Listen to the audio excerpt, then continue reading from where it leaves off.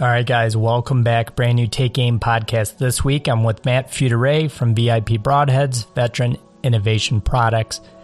We talk about the new Broadhead out this year, the Combat Veteran. Matt goes in deep in all directions of everything for Broadheads, Broadhead flights, from momentum to kinetic energy to the Ashby report, you name it. Matt talks all things in these topics. So hope you guys enjoy. It's a great show. Thank you, Matt, for being on the show.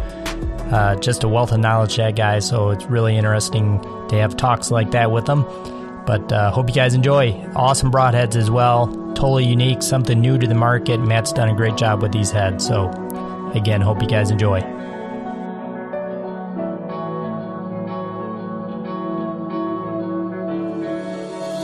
Veteran Innovative Products, the Veteran Broadhead. Some of you guys have probably seen out and about. But, Matt, how you doing today? I'm doing great. Friday, Valentine's Day. My wife's already got her candies and is happy, and I probably have to take her to dinner tonight. I forgot about Valentine's Day, so I guess that tells you where my head is. That's probably not good, is it? No, it's just fine. When we're bow hunters, that's what we think about 24/7, 365, so that's all good. That's right. So I know one thing, I'm just a little jealous. Matt's in Texas. I'm in Michigan. It's 8 degrees and freezing, and I assume, Matt, you're probably not dealing with those kind of extremes. No, it's at least mid-70s here right now. It's why we live in Texas. It's originally from Vermont. I know what winter is. I don't like it, so I like the warm weather. Yeah, no kidding, man. Jeez, that's why I had to bring it up, because I just, to hear somebody talk about it, it must be nice, 70 degrees. That's I know you guys get some hot summers, but, man, 70 degrees in the winter is something I could handle. Yeah, plus, I don't know about up in Michigan, but what you can hunt now, but we bow hunt year-round down here. There's always something to shoot with an arrow. So it's great for developing and testing broadheads. That's right. Well, let's talk about that for a minute, Matt. Let's talk about you kind of get an opportunity most hunters don't, with what you just said. And really it kind of, to me, speaks to how underrated of what a great hunting state Texas is. I mean, it's nonstop what you can do down there. And I know, was it just last week, or maybe it was the weekend before me and you were chatting, you were on your way to hunt something. Yeah, we went on it's a high fence, but, man, I can tell you, everybody that's never hunted high fence makes assumptions about, it's shooting fish in a barrel. Well, that's pretty wrong. It's a tough hunt still, but we are fortunate enough to get a fallow doe in front of me, and I put the new Combat Veteran through it, and she didn't go very far at all, maybe 40 yards. And, so we have some fresh fallow venison. It's delicious stuff. And I actually shot He's super fast, and that kind of probably tells you a lot about what you're, currently have on the market and what you're developing. Yeah, exactly. Not to knock any other company that I compete with, but the reality is 100% of my competitors, they're only focused on one thing, which is put another new product on the market every single year, and it's a consumable product with their prime focus being work around other people's patents and make a profit. That's it. Whereas mine, from day one, 16 years ago, was focused on, like with the original Gobbler guillotine that we created, was improving recovery rates. So if you hit an animal with an arrow and a broadhead on the end of it, you want to find the animal. And so with recovery rates being, 80 to 85% for more than 20 years that I've been doing lethality studies that modeled other independent studies being done concurrently, I showed that the consistency of recovery rates never varied by more than 2.5% over all those years. So there was a large margin of room for improvement to come up with a design that pushed us up into the 90s. Obviously, your goal is 100%. You hit it, you find it, and recover it. That's just never going to happen. But by gosh, our momentum management broadheads were shattering all the previous records. Nobody even close. So I don't prescribe to all the marketing fluff and cherry-pick claims that these other companies do. We just speak about the truth and recovery rates, and it's why our broadheads are unlike anybody else's. factor into your testing to kind of say, like, I have a niche here in recovery rates, and how do you expand on that? Or, or where was the beginning of that thought process when you were developing Broadheads? More than 25 years ago, when I'm sitting in the woods using other companies' products, and I'm shooting turkeys, and I'm only finding 2 or 3 out of every 5 I hit. And I used to be a competitive shooter, and back then I would make sure the bird was in 15 yards or less. And so I was pretty precise in my shot placement, but they'd still run and fly off, even though they're mortally hit, and you couldn't find the darn things. They're very good at hiding. So I got to thinking, well, when we use a shotgun and shoot them in the neck, why don't we just make a broadhead that's wide to cut the head off and just drop them right there, quick and ethical, and there's no lost birds. And that's the thought that ended up developing to produce the Gobbler Guillotine. And we've completely solved recovery problems with turkeys.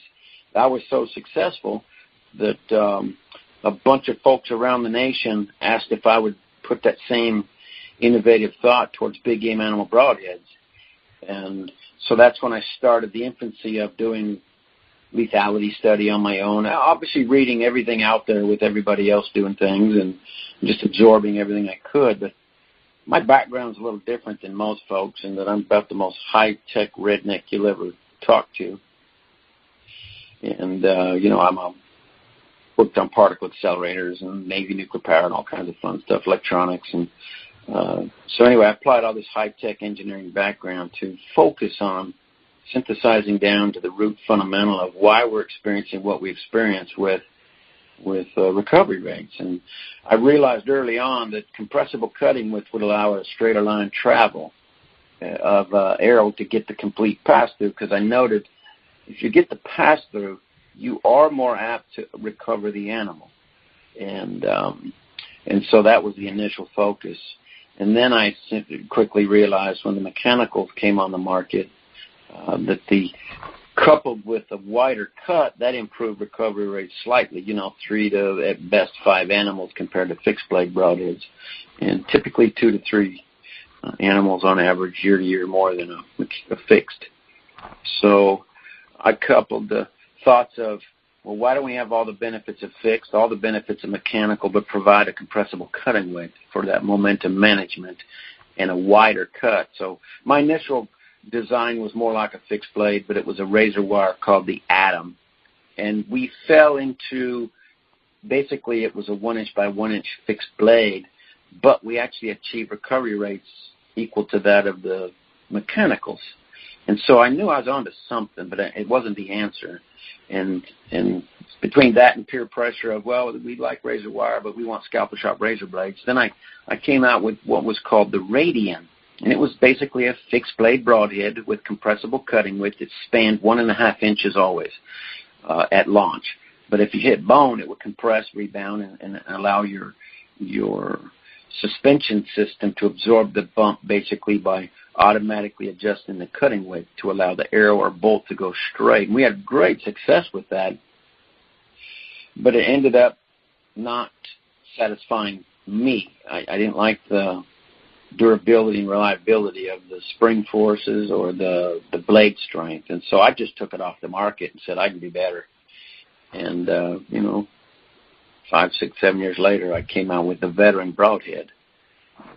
This is now 4 years ago we came out with that. And the Veteran Broadhead, in our studies well before we put it to the public, as well as in the public and used, all over North America, Africa, Australia, New Zealand, our recovery rates jumped up to 95 out of every 100 animals being hit were recovered, which is far and away above anybody else in the industry. And so, wow, we really knew we had a good broadhead then. But a lot of people don't like shooting 2-blade broadheads. And so I just recently, on Veterans Day this past year, debuted the new 4-blade Combat Veteran. And so far we have a 100% recovery rate with that. It's incredible. So let me back up just a little bit there, Matt. Let's I kind of want to backtrack to like something you said in the middle of all that was, the kind of the beginning era of like some of these bigger expandables, and you could see the rate of finding animals increase about that time, but at sometimes, I guess in your studies of this stuff, what was the marriage between like kinetic energy and those kind of bigger expandables? Like, where's the fine line for that, or kind of the basis for like what I would call your lab testing? I never taught kinetic energy because that's a it gives people. Okay, for me, kinetic energy is that amount of energy that you transfer from your bow to the projectile, the arrow or the bolt. Once it leaves the string, I don't ever speak of kinetic energy again. It doesn't have to play a factor into any aspect of the reality of that projectile doing its job. What it is momentum, right? And momentum, and I don't engineer to satisfy a certain portion of the industry, which is the big high pound draw length compound bow shooters and the crossbow shooters, right? The high momentum deliverables, right? I try to engineer to satisfy that person that's shooting 25 pounds and up, or the other extreme. That broadhead performs equally as well, shooting it over 500-600 feet per second.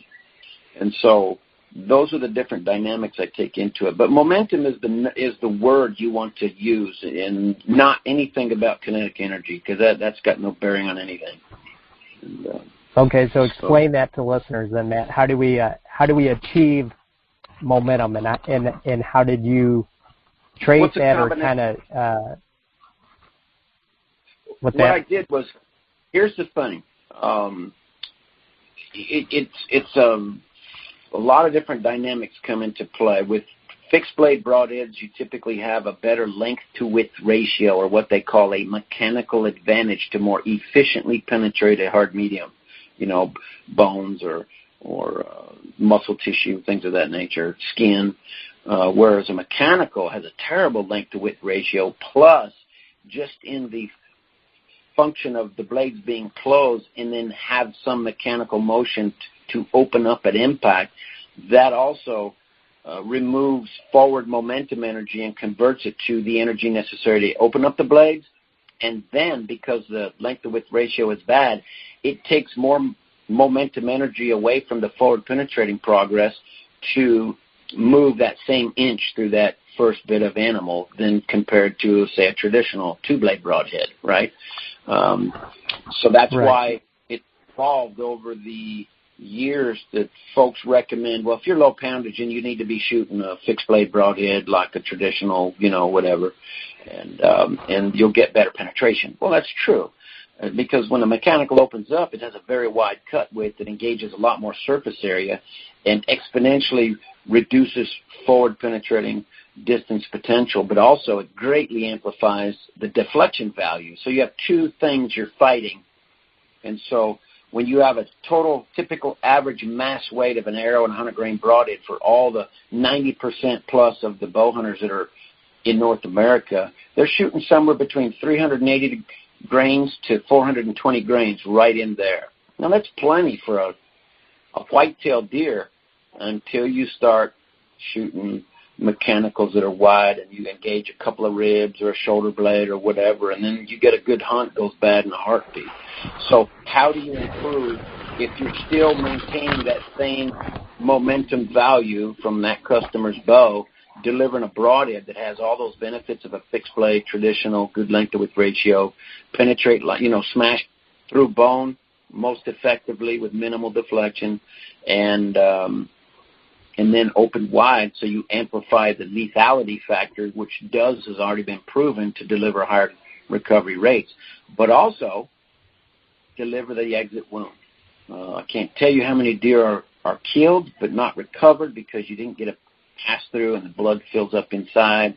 Maybe you nicked a lung and a liver, and the deer went a half, 3/4 or more of a mile or more, and then you just can't find it. So no blood reached the ground. So those are the realities. So the veteran and the combat veteran take all these different dynamics into consideration and deliver what we like to say, the most total encompassing design, from structural integrity to bone breaching capacity, accuracy, obviously, you heard us talk earlier about shooting and testing our broadheads off air rifles, and some of the fastest crossbows in the world, shoot well over 500 feet per second. And so, we're engineered for the future, not just for today. But anyway, I don't know. I'm rambling. I'm sorry. No, that's fine. I wanted to get all that in that, you were kind of just explaining. And let's talk about, like, I know you said integrity. So let's talk about, like, the actual products on that head, from the tip to the ferrule to the blades. Let's talk about all those things that separate it, and basically, as you say, makes it an elite broadhead that it is designed so it never loses momentum. So I assume that starts at the tip of the broadhead. Well, all things lose momentum the moment it releases from the string. So that's the reality of mass in motion. It's there's friction with air molecules, and gravity's having fun too, so change your trajectory. But all right, the tip geometry was a 2.5-year engineering effort where all the industry is touts Dr. Ed Ashby, who's done fine work. I mean, he's done a lot of good work, but I noticed early on that when you apply the engineering thought and control and parameters to it, I did not see the results on the recovery rates that they claim is good. I mean, if you penetrate the ground 6 inches after going through the animal, well, that does prescribe an animal or two being recovered more than your average 6-blade, 3-blade, whatever. But I didn't see it being that good a deal, because all the other things came into play, deflection, things of that nature. And I didn't understand, or my documentation never showed the benefit of splitting the whole bone versus punching a hole through it like a special forces would breach a building, right? They don't bring the whole building down. They put a shape charge on that wall, and they blow that door, blow that wall open, and they're in. That's the same thing I approached with my broadhead. Why? Because it's most efficient use of the available forward momentum. So the tip geometry, first off, controls the flow of air at the molecular level to create a cone of chaos behind it. So even though I have a fixed blade, exposed airplane wings, my blades never achieve laminar airflow across them. So no lift is created, and I can't fly anywhere else. So I don't care what you shoot our broadhead off from. It is field point accurate. You don't ever have to broadhead tune our products, because we've engineered the solution to deliver that accuracy at any speed.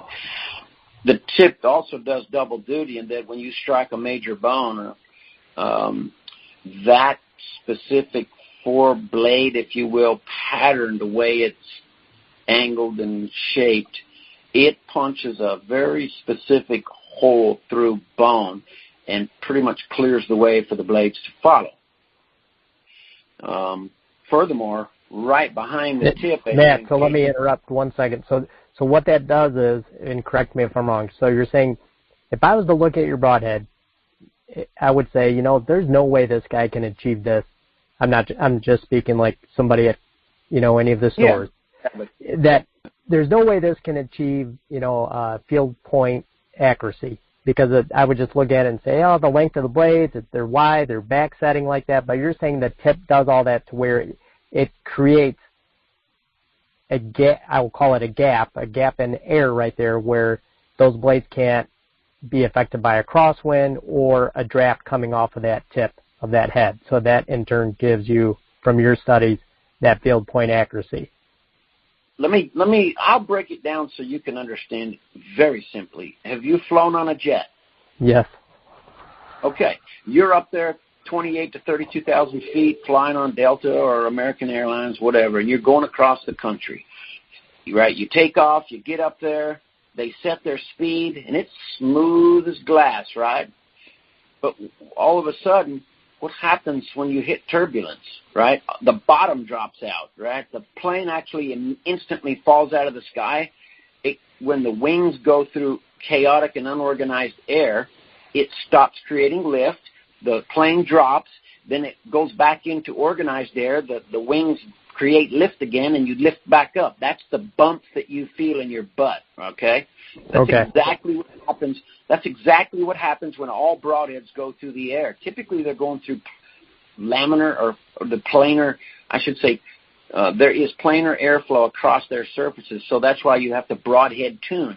Even when you tune, you're still going to have a dispersion pattern that's larger than the dispersion pattern of your field points. Why? Because no two arrows are the same, no two broadheads are the same, no release is the same, and you're going to have a larger overall dispersion pattern of broadheads than your field points. I don't care what people claim. They're not all Olympic shooters. It'll never happen. So with what I do is I create the turbulence continuous duty cycle, it's called, because the tip leads before the blades get to that airflow, right? So right. I create that turbulence, that cone of chaotic turbulent air, 100% of the duty cycle between your bow and the target or the animal. And so it is impossible for those blades to create lift. And it's really that simple to explain it. If you understand, if you've flown and you understand having experienced turbulence in a jet, I make turbulence 100% of the time as that thing goes through the air. So I fall out of the sky, basically, but I fall out of the sky directly in the path that I sent it on to begin with. Right, so you're manufacturing it from the get-go. Exactly. That's the engineering difference of us understanding and accepting the realities of all dynamics that we have to encompass in our engineering to produce a broadhead that is light years ahead of our competitors, right? And with the sole focus of, if we could solve all these problems and add the compressible cutting width that we know enhances all these other factors that aid in lethality and improve recovery rates, well, you know, with a veteran, we improve recovery rates, but we would still have occasional issues where, you know, it's perception. A customer's like, oh, the blades didn't open. Well, that's part of the design, in that if the blades didn't open, we still deliver a dead and recovered animal, and our recovery rates show that.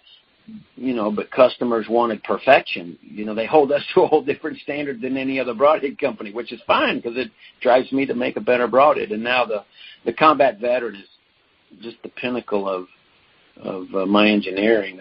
More than, actually, it's 30 years of effort I've put into this. I'm teaching myself all I need to in trial and error and studies. And lethality studies are important, but you got to do them right. I'm not a big fan of assumptive engineering. Yeah. So, no, I understand. So, Matt, where did you come up with some of those studies on fatality shots, and how did you track all that stuff?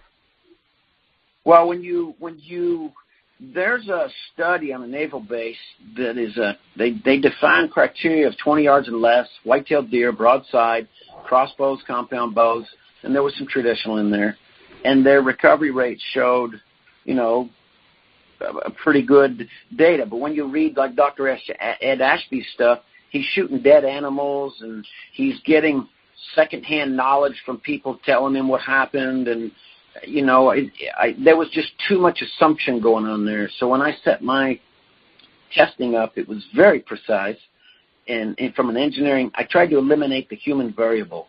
And we used, back when I was really doing it, I don't do it anymore, I don't have to, but when we were first doing it for 5 to 8 years, we would actually use scanning electron microscopes to study and look at the damage done to capillaries and see the difference between grind angles, you know, perceived sharpness of things. And that's why we came out with the Atom razor wire broadhead. It was the first broadhead in the world that was safe to handle. You couldn't cut yourself with it. Unless you really jacked with it, you would. But we defined from our studies, and especially supported by the scanning electron microscope work on capillaries and what damage was being done to them, we were able to define a formula that showed, you know, it's a basics, you know, it gets deeper, but the basic formula for cutting is not just how sharp something is and that it can shave hair, because we proved that's a myth in this industry. It's false. You don't need that. So cutting is equal pressure, velocity, and an edge. And that blew people's minds, and they didn't agree with me, that's okay. They don't have to agree with me, but the reality is they can't defy the facts. And the easiest way to explain why that formula is dead fact is that, are you a fisherman? Used to be. I don't fish hardly as much anymore, but I used to be. So I know about it for sure, you know. Yeah. Okay, well, I define the formula as velocity plus pressure plus an edge to actually do the physical cutting combined with that velocity and pressure, right? So let's look at monofilament fishing line is round. There is no edge upon it, correct? Correct. Yes, if you snap a fishing lure in the rocks and you grab that line with your hand and you held it tightly and jerked backwards to jerk that lure free, what happened? That fishing line cut you deep in your hand. That's as simple as it is to explain how this industry is wrong in mandating what they say is a mandate without proof. I prove the fact that, is it beneficial to have a sharp edge? Yes, but not at the detriment to edge retention, because the vast majority of the broadheads on the market with their cheap materials, shooting a pig or an elk that's got mud caked on the side of it from rolling into it, or just pretty much any animal, if you shoot that animal, those edges are dulled before you even reach the soft tissue vitals. So yet still you get the perception and the appearance of, wow, them scalpel sharp blades, they killed that animal quick. Well, no, that's a falsehood. If you break it down into millisecond by millisecond cross-section of that broadhead penetrating that animal, you'll see that the blades are dulled before you even reach the vitals. And this was proved via, again, forensic review of all the different metals being used I did that over about a span of 10 years, and showed that, none of these broadheads were scalpel sharp by the time they reached the soft tissue vitals, yet because of the simple formula of velocity plus an edge and pressure, it still gave the appearance of a scalpel sharp cut. And it did kill the animal, of course. They've been killing animals with stones for thousands of years. So obviously metal's going to do the same thing.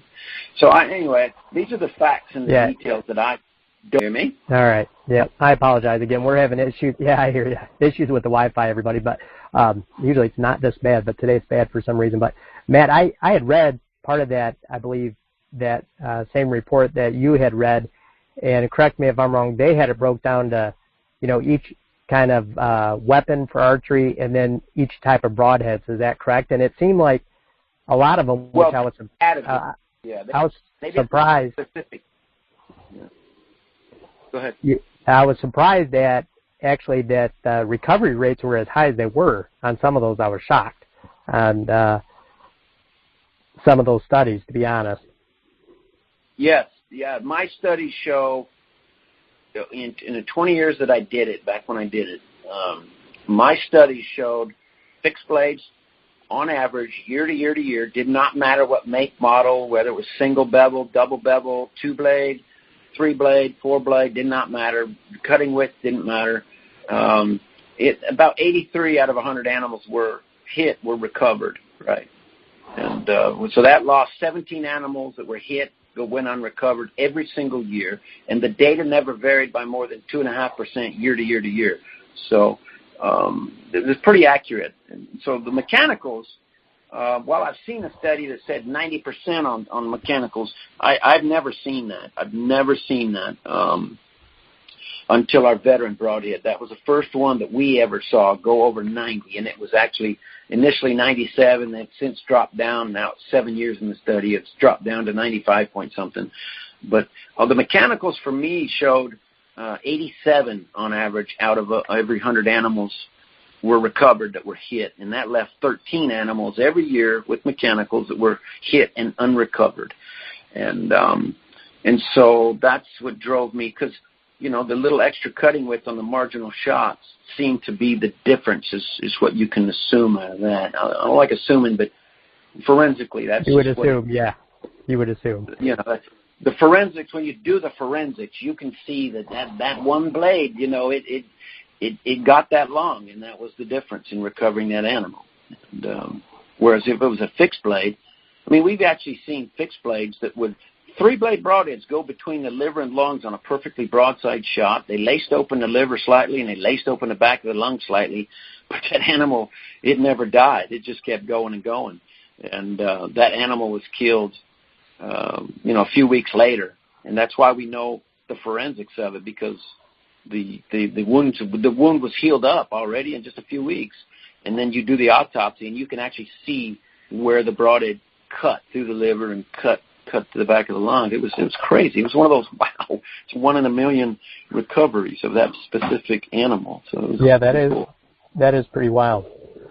Yeah, animals are tough, I'm telling you. I mean, back when I used to travel around and visit, wild game meat processing facilities, I mean, you learn a lot from that, and I cannot tell you the bucketfuls of broadheads that they pull out of animals that were killed with somebody else's gun or a different bow hunter with a different broadhead, whatever. And, I mean, you learn a lot about broadheads just doing that. Well, I bet you've learned a lot more than most, and that's why it's so interesting to hear, some of the concepts and ideas that you put into the veteran just based on that kind of history. Because, and again, like, you get to live in Texas, and it's one of the most game-rich environments. You kind of get to do a lot of this field work and testing and proof that, a lot of people don't get to do. So you have a lot of that, like you said, mortality type of testing that nobody else does, which is pretty fascinating to hear that stuff, because you don't usually hear it on a pitch or a sale of a broadhead. Yeah, no, I have affiliates that I work with in Africa, in Australia, in New Zealand, all over North America. And it's just like, for example, the veteran broadhead, right? We had an associate go to Africa for a month, and they killed over 80 animals with the veteran broadhead, right? And so we get a lot of killing done. And it's like folks, they say, well, I kill 5, 6, 10 animals a year, and I'm an expert bow hunter. And that's great, but the reality is you're a good bow hunter. There's a vast difference between elevating yourself to be considered an expert about broadheads, and just because you've killed a few animals, it's a whole different. It's like the difference between a general practitioner doctor versus a brain surgeon. It's a whole nother level of knowledge and work that's got to go into being certified and qualified to do brain surgery. So, not that I'm any smarter than anybody. It's just that I applied myself for nearly 30 years now. So yeah, I've learned a lot. No, I get it totally, and understand the comparison there. And Matt, one thing I wanted to ask is, how did you from all that testing or data, whatever you want to call it, how did you come up with that exact kind of the length of the veteran as far as the blades? And okay, yeah, kind of talk about that, because it's obviously important, because that is a trend we've seen in the industry, is some bigger cutting diameters. And I would assume with what you said with momentum, how does that work? Yeah, I'm going to ask you to stop for just a second there, because you're perpetuating marketing BS that I don't subscribe to when you talk about broadheads and use the word diameter. Are you shooting a circle? No. No, we're not. We're shooting a broadhead has a cutting width. It's a width. Diameter was perpetuated. Again, this is why I don't prescribe to marketing BS at all. I don't cherry pick. I don't do any of that stuff, because let me give an example. I came out with the Gabler guillotine 16 years ago. This is where I first realized what they were doing, and it just ticked me off because they were copying me, trying to copy me, but they failed. The Gabler guillotine was a 4-blade broadhead spanning 4 inches by 4 inches true cutting width, okay? Then all the knockoff companies started wanting to profit off my innovative design, so they all came out with their own 3-blade guillotine-style broadheads, right? This industry that I created, now they want to profit from. But they couldn't figure out how to make it accurate. Even their 3 blades weren't as accurate as our 4-blade, but that's another story. Anyway, so they couldn't. We have a 4-inch broadhead. That's a big margin of error when you're shooting at the neck of a turkey. Makes it easy to kill them. Well, they wanted to compete with that, but they couldn't do that with a 3-inch broadhead. So they touted it as 4-inch diameter. Okay, sounds big, but it's 3 blades. So if you measure the true cutting width of that, it's actually only 2 7/8 inches. But they market it at 4 inches. It gives a customer a false sense of security for margin of error in shot placement, right? And the manufacturer doesn't care because he got your money. Now you're in the woods and you just missed that turkey and you're wondering why. It looked like it went right by the neck. It's because two of those blades, when they're 120 degrees apart, don't span 4 inches. They only span 2 7/8. So the same thing as with fixed blade broadheads, 3-blade broadheads. I mean, there's many popular brands out there been sold and marketed for years. We're 1 3/16 diameter of cut, but if you measure the true cutting width, you're barely 7/8 inch legal. So it sounds like it's cutting a bigger hole, and for the most part, you put it in the right place, and you're going to kill animals, and it gives you that, again, false sense of security. This is why animals go unrecovered, more so in modern broadheads than the older broadheads that used to cut wider, the true width of what they sold them at. But they've had to reduce the planar surface area so much to stay competitive in the accuracy game because the bows and crossbows shoot so much faster. You can't shoot those wide fixed-blade broadheads anymore. It's so hard to tune your bow to shoot them. So anyway, I just don't prescribe to marketing fluff. No, that's okay. Thanks for clearing that up. I know that. So as far as length, you mentioned something key. As far as length of broadheads, that's a critical component of our design because it takes time and distance. There's a lot of companies claim, our scoop this, our does that. It controls air and it makes us field point accurate. Well, that's actually wrong. It takes time and distance for air molecules to go from laminar to chaotic or unorganized and have an influence over the planar surfaces. That's another thing about why our tip is so far in front of our blades. That was priority number one, but we also tried to satisfy a dual role for that distance between our titanium tip geometry and before you engage our blades. And that is shot angles on animals. What have you always heard your whole career? Oh, it's quartering towards you. Don't ever take that shot. Oh, for sure don't take that frontal shot. Or he's straight away from you. Don't take that shot either. Well, I obviously I'm not going to promote just taking a shot at any angle just because you can. If you have the opportunity, take the best shot angle you can, which broadside, quartering away to me is just deadly. But our tip geometry coupled with the distance between our tip and before you first touch the blades on our broadhead, it allows us to sink that thing in to an animal, and that's like the rudder on a boat. We're setting the direction of travel for that broadhead through that animal. And by gosh, we've had our customers define shots they've taken that they're shocked that that broadhead just went straight through that animal, came out the opposite side, and bones and all. And they've never experienced anything like it. But these are the little engineering details that we've put into this design that prescribe why we achieve happier customers and higher recovery rates and bigger taxidermy bills. Yeah, and that's one of the reasons I wanted to mention it, Matt, because, obviously if you look at your broadhead and a lot of the competitors, there's things on your broadhead that's definitely not mainstream, not marketing junk. Your broadhead looks different, and those are small little things that somebody might just say, it looks different, it looks funny, I don't know if I want to use it, but you have a purpose behind it. There's a purpose for it. Just imagine this. You're up north. You're in the dead of winter right now. I'm from the north, too, originally in Vermont. I hunted in them cold, snowy, sleety, rainy, days. And broadheads have the tendency on the end of your arrow to have snow go in there and ice. And people have done iced-up broadhead tests, right? And there's a lot of them remain frozen, or maybe one blade will open up, but not all of them. And, there's issues regarding ice. I've addressed that in this design as well, both the veteran and the combat veteran. I utilize the advantage of compressive forces placed on my broadheads, our broadheads, that allow all the ice to be cracked if there is any ice.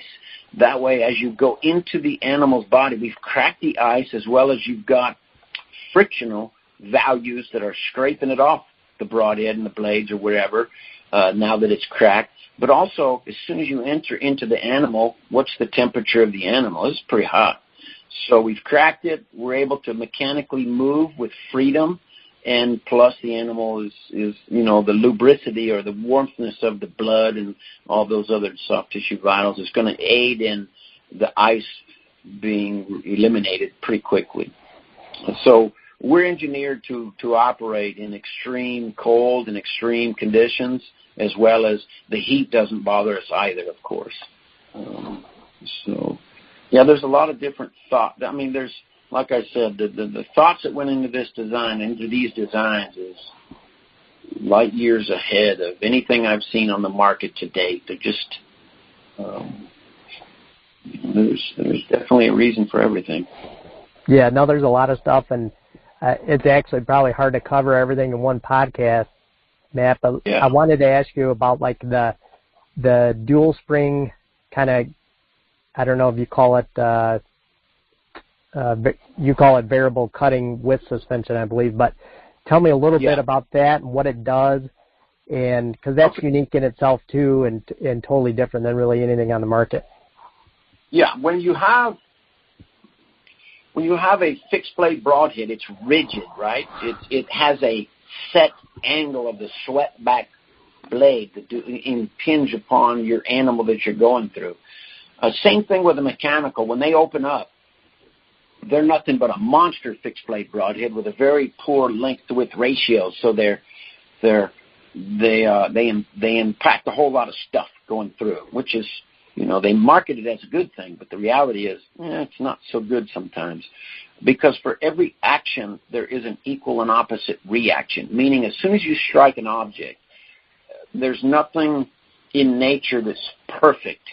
Meaning, the pressure on one side of the broadhead will rarely equal the pressure on the other side of the broadhead.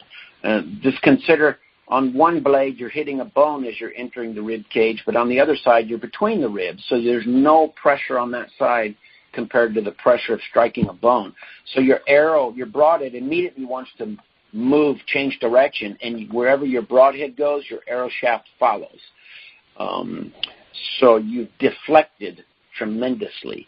And the deflection, we found out, was a massive detriment to the successful outcome of a bow hunt, that recovered animal. And so that's why I realized early on that we need to reduce the deflection value and maintain straight line momentum, right? And so that's where we came up with that compressible cutting width. Instead of the broadhead and the arrow shaft being moved physically to the side, to some other direction, the blade itself compressed, and then as the momentum of the arrow was still going straight, we went past the hard object and the blade rebounded to full cutting width in the vitals where you need it. And that same mechanics allowed us to achieve an exit wound as well. That's kind of the foundation of why I call it momentum management. And the spring, the external spring the internal spring allowed us to achieve that. And then the external spring on the veteran allowed us to do a couple other things that we needed to solve problems for. And but it also aids in supporting on the exit wound, achieving a wider cut in the entrance wound, because we have that blade lock ring move up on the back side of the blades. There's a friction ramp, and that resists compression. It aids to resist compression because you want a larger hole on the exit side than you do the entrance side. All these broadhead companies actually have it backwards. Right. They tout a massive hole going in, but no exit wound. Well, that prescribes you're not going to find all your animals, and that's a fact. So we realized we want to pass through, and let's make the hole bigger going out than in, because most people shoot from an elevated position anyway, and if the hole's big on the bottom going out, that's where the blood's going to get out and flow. So that's why our recovery rates are, greater than 95 out of every 100 with that blade veteran broadhead. Yeah, no, that's amazing concept, and it's no longer a concept, but amazing idea that you've taken from a concept and put it into a broadhead, and it's probably one of the most unique features on that broadhead, and or at least to me, when I look at it and kind of read through what it is, that's the one to me that is really eye-catching. And if you can keep that energy, or like you always say, momentum going forward, I mean, that means a lot. That means that arrow, like you said, is going through. That means you're going to have an exit hole, and that should be key to us putting animals down. Yeah, and remember now, momentum isn't the cure-all, because if it was, then everybody would be shooting 650, 800 grain arrows with a single bevel, 300 grain broadheads on the front of it. Well, that's not practical. Our engineering has allowed our customers, even kids shooting 25, 35-pound bows, right, beginning archers, ladies that shooting 35 to 45 typically, that will never shoot a mechanical broadhead, right? Well, now they can shoot a mechanical broadhead that delivers higher recovery rates without having to add a lot of weight and affect their trajectory, right? Number one problem in bow hunting is range estimation error. That leads to miss hits, or hits that aren't the 12 ring, right? They're on the edge of the 5 ring, basically, or the edge of the 8 ring into the 5. And those are the ones that are hit, die, and go unrecovered. Our wide cut, even with those hits, amplifies achieving the vitals being hit lethally enough, but also that exit wound, even at those lower poundages. So the next thought would be, does adding mass benefit? Well, of course it does. I would recommend people, instead of shooting an aluminum insert in their arrows, throw 50, 75, or even 100 grain brass insert in there and use our veteran technology. And there's nothing you can't hunt in North America. You can hunt up the moose, you know. I mean, we've had women 45-pound bows with our veteran broadhead put, 400-inch elk down in 75 yards one shot. And, I mean, you just set up to do it, and you can do it. But our broadhead just gives you a much wider opportunity to achieve success given marginal hits. It's like having insurance for your truck, right? Maybe you've never had an accident, but you still have insurance. Why not have insurance on your broadhead's performance capability that exceeds anybody else's, right? Maybe that 3-blade popular broadhead has killed animals for 20 years, no problem, but it's not if, it's when you're going to have an issue, because that's what the forensic evidence has proven year in and year out, that they have low recovery rates. Right.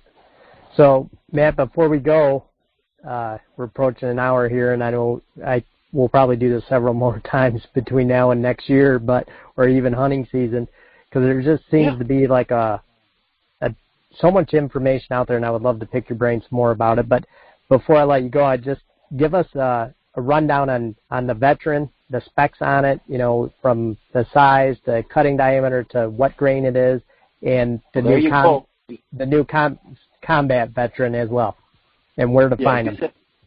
I'm going to break you of that habit, because you used the word diameter again. I'm going to slap your wrist on that. It's cutting width. I said size or width. There we go. That's my new word for the cutting width. Yeah. Cutting width. Okay. All right. Yeah.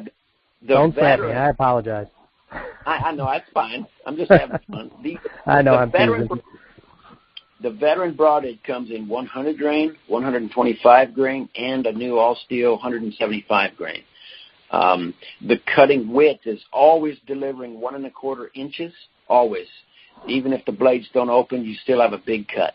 When the blades are released and open under our own spring force is what opens the blades, we open up to deliver between 2 and 2 1/4 inches cut. Typically, it's over 2 inches. It's a variable cutting width, so I never say, it's 2 1/4 always, because then somebody's going to sue me, that kind of BS. So it's greater than 2 inches. The combat veteran comes in 100 grain, 125 grain, and 175 grain all steel as well. That has a 1 1/4 inch by 1 inch closed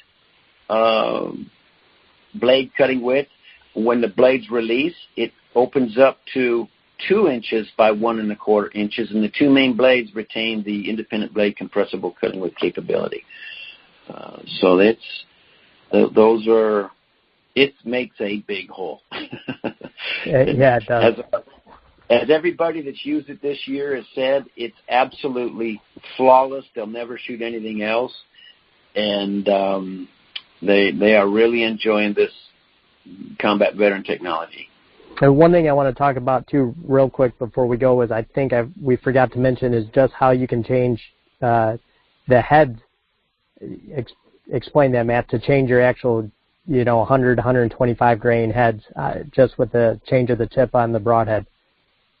Yeah, to go from 100 to 125, all we do is remove the titanium tip and put on a 440C hardened steel tip. We Rockwell harden it to 58 HRC, so it's dang near indestructible. Should you ever, the broadhead, part of the engineering of it is simplicity of design, meaning a customer can unscrew the tip, take the set screw out of our veteran broadhead. The blades just fall out. The outer ring and spring and the inner spring and steel ball bearing come right out. You can clean the dirt and the blood out of it because we tout durability and reusability. I don't like a disposable broadhead, so I don't make them. So our customers, I've got customers that bought one pack of veteran broadheads 4 years ago and are still shooting the same broadheads. They may have lost one of them, but they're still shooting that original pack of broadheads, and combined they've killed over 20 animals and still going. So that gives you an idea of the durability and reusability. We're the first mechanical broadhead that was tested against heavy single bevel broadheads through heavy cow leg bones. We're the first ones that will we outperform them going through straighter and have more retained forward momentum energy after going through the cow bones with no damage to the broadhead and still hair shaving scalpel sharp. So we've accomplished a tremendous amount of firsts with our momentum management broadheads. Yeah, absolutely. And Matt, let everybody know how they can get in touch with you and